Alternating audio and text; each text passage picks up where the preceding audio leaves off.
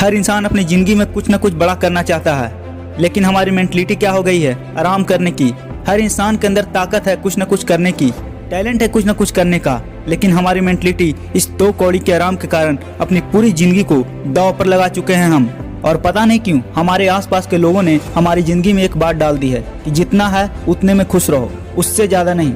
रोटी, कपड़ा और मकान, ये 3 चीज मिल जाए बहुत है। रोटी और कपड़ा एक भिखारी को भी नसीब होता है, और रही बात मकान की, वो कहीं भी रह लेगा। तो एक भिखारी में और आप में फर्क क्या हुआ फिर?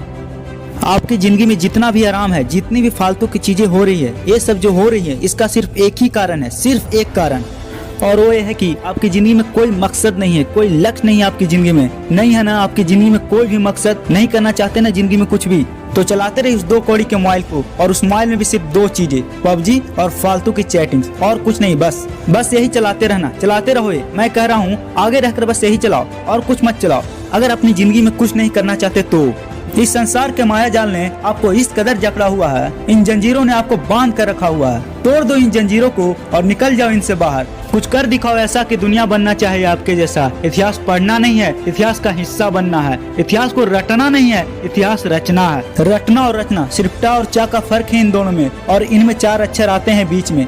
इन अक्षरों में ये जो ढक्कन का है ना, ये आपके दिमाग में लगा हुआ है। इस ढक्कन को उतार फेंको, तभी आपके दिमाग में कुछ ढंग की चीजें जाएगी।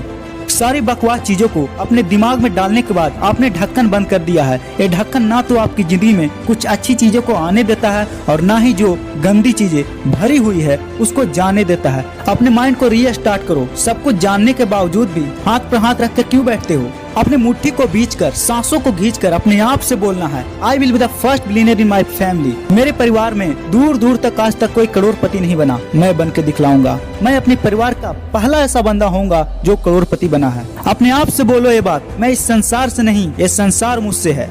खुद को सफल बनाने में इतना व्यस्त हो जाओ कि ना ही कोई त्योहार याद रहता है और ना ही कोई शादी। उस दिन से हर एक दिन त्योहार होगा जब मिलेगी कामयाबी। उस हर एक चीज को दूर कर दो जो तुम्हें तुम्हारे लक्ष्य से दूर कर रहा है, चाहे वो कोई वस्तु हो या कोई इंसान।